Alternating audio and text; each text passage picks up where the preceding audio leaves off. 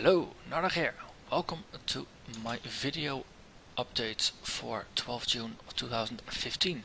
This is the third video update I've done so far. Last one was about 2 weeks ago and I've done quite a bit since, so I'll give you a quick recap. It was interesting for me because actually my channel actually seems to have taken off a little bit compared to before. Actually have subscribers now and quite some people watching videos every day, so I'm pretty excited about that. I made a good choice when I started playing a couple of new games. One of them being Big Pharma, a early access medical factory simulation. I think that's the best. It's a pill factory basically, and one side ingredients come in, other side pills go out. And you have to kind of play Tetris with the different machines that have inputs and outputs on very weird angles. So you have to build a production chain in a Tetris-like fashion and upgrade materials and do some research. And there's quite a lot of things about it, and it's actually a beta release, and it's remarkably stable for a beta, and it's quite fun. There's of course it's a beta, so it's a little rough around the edges, but the developer seems to be taking feedback on the forums rather seriously, and I think 2 days after the beta release he already released a patch that fixed some of the issues that people had and some of the suggestions people had. So yeah, I'm interested to see where that's going. So I recorded a couple of videos so far of the tutorial and a couple of the first missions, and I'll probably record another gameplay session over the weekend somewhere. It's just that the games for me so far that they've been taking quite a bit, at least an hour, 90 minutes. So it's quite a sit to just play through a single game.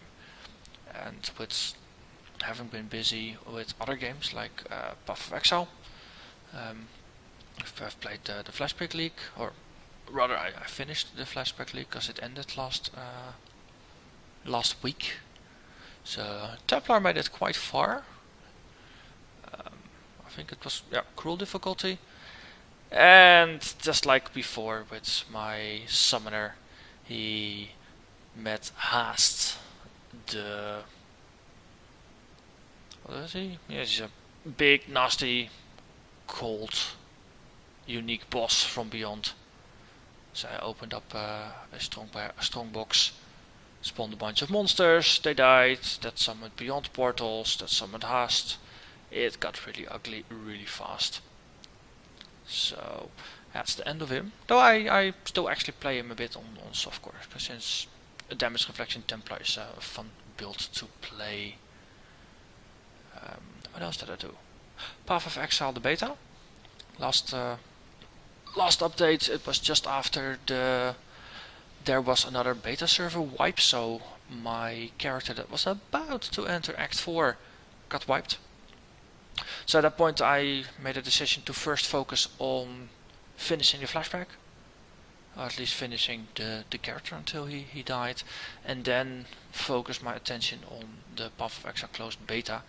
And rather than re-recording everything again from scratch, I just created a new ranger character and leveled her by myself off screen or off stream, or without recording, so to say, until I was at the end of Act 3 again, and then I started recording. So basically there's time-wise there's a gap in the series, and between one and the other episodes there's a couple of changes. I do a quick recap of the patch notes, and the build has changed slightly because I found different items, and I took a bit of a different focus with how I was playing it, because before she was focused on ice shot, and now she's more of a tornado shot puncture that also uses ice shot for crowd control. So, but that's Path of Exile beta. I finished Act 4 actually without dying, and Act 4 is cool. has really nice things in there. There's new monsters, new areas, and the lore in the game is it's weird.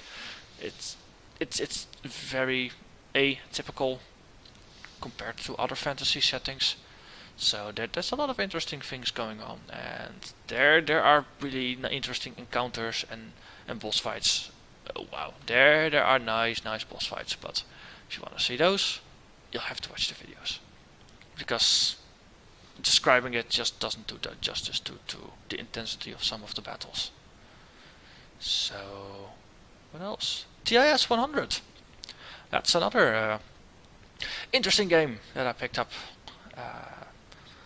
on Twitter. At first I saw Notch post about it, and then John Carmack posted about it as well. He was like, okay, I see all the developers around me playing this stupid game. What's up with that? Well, he didn't call it stupid, but it was like, everyone's playing it. What's up with it? So I took the hint and took a look at it, and yeah, it's awesome. So TIS-100 is yet another puzzle factory optimization game by Zachtronics, who also made Space Cam, which I played quite a bit of, and they also made Infinifactory. And in TIS-100, basically the story fluff is that you found an old computer of sorts that is broken in parts, and it's some kind of secret government supercomputer thing, whatever. So, but it's broken, so you have to fix it by writing small assembly programs using up to, I think that it's a grid 5x4, so that's a maximum of 20 different cores that you could possibly program that run concurrently. And there are tests, so to say. So you have an input of numbers that will enter on one end, and a expectation that a sequence of numbers will exit the machine on the other side, and you have to write the code that makes it happen. And it's a lot more fun than I'm describing, except when you may already be a programmer, then it might actually instantly spark your interest.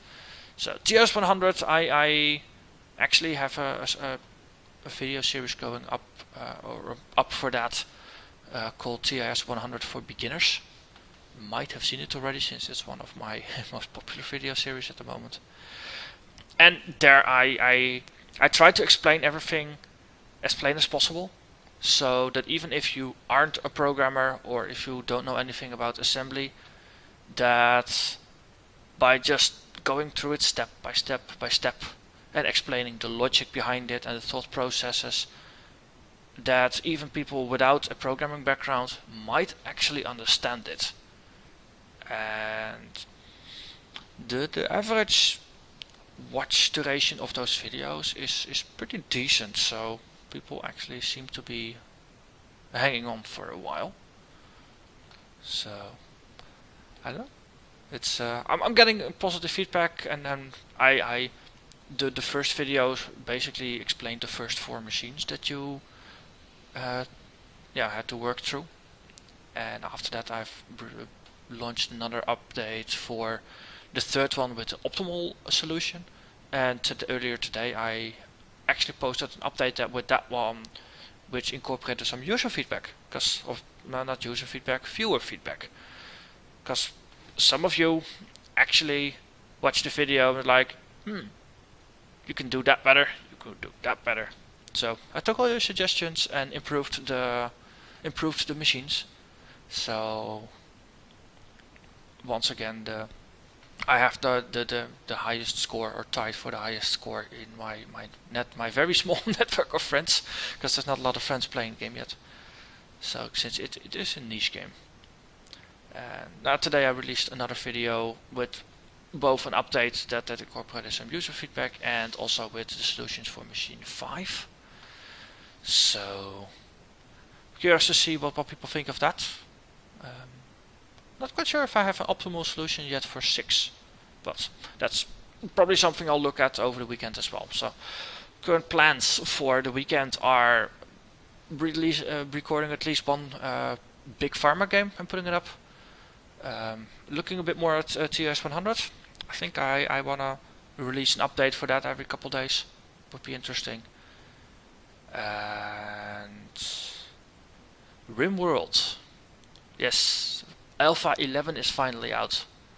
I've talked about the game before. It's a colony sim. So the story is basically that your spaceship crashes on a planet, and only 3 of you survive. And you have to set up a colony to just survive. And there's pirates, and there's other towns nearby, and yeah, you just have to make do with what you got. So mine out some rooms in the mountain, or build some wooden huts, or do things like that, and set up a little farm, and place machine gun turrets at the corners to defend yourself from pirates. And it's very interesting. I've been playing the game, I think, for about a year now, just on and off, more intensely in the last few months, because I think I started playing with Alpha 8 for a while, and then I waited again, and then Alpha 9 came out, and I played it quite a bit more, and also got a bit into the mods. And it was Alpha 10, and every alpha they get released like every 2 or 3 months, and every alpha adds a lot of new things. So the previous one added a joy system, so that the people in your colony actually need to relax and need to play games and need to unwind after a day of work, and if they don't, they get cranky and things like that. And for the latest release, Alpha 11, the theme is Trappers and Sappers.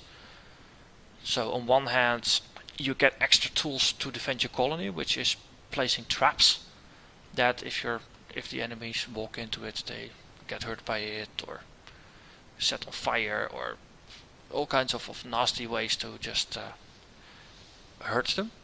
And on the other hand, one of the main defensive strategies used to be that you walled in your base and then left open one entrance into the base, and just put a lot of turrets and automated defenses in there that the enemy had to go through in order to get to your base. And that was the kill box system, because you set up a box that kills enemies. It's pretty simple that way. But no, at some point enemies would logically find out, like, okay, that's a death trap, let's not go there. Or, let's see if they got a back door, or knock down a wall, or hey, they got pickaxes, why don't we bring our own pickaxes? So that's the central theme of this release, that the enemies will also bring sappers to actually dig through the walls and walk around and find alternative ways into your base that don't involve going through the kill box. So I'm looking forward to seeing how it goes, because it's an interesting change. I have never been very big on setting up really efficient kill boxes and things like that. I always had an entrance zone that was heavily defended, but usually I ended up with multiple entrances into the base that were all defended with just delayed tactics and things like that. So my base had a more open approach than the very optimal killbox heavy bases. So I'll be playing quite some Rimworld, I think, over the weekend and recording things. And update for that are probably going to trickle out either during the weekend already, or otherwise just early next week. Let's see, what did I talk about last time? Cortex Command. I didn't find time for that. Just too busy with Path of Exile, because that really took my focus. And I had a business trip earlier this week, so I didn't have too much time for that either. And Smite, I talked about it last time, because they got Ratatoskr, the Squirrel God. I played it for a bit. It's a fun character. He's got a lot of humor. And also gameplay wise, he's fun to play. But I don't think I'm gonna make a series about it. Just playing it every once in a while. It's MOBAs, they're nice. Just every once in a while. Earlier this year, I caught the Heroes of the Storm bug during the closed beta and played a ton of it. But for the moment, I'm kind of burned out on the genre, so I'm giving it a rest for a while. And I think that's it for now. So I'm happy with where things are going. That's basically the current state of things. I mean, people are watching. I'm getting feedback. I'm getting some community interaction, and that's awesome. So far, people who are watching and leaving comments are super nice. So I hope that that continues. So thank you for watching, and I'll probably see you another time. Bye bye.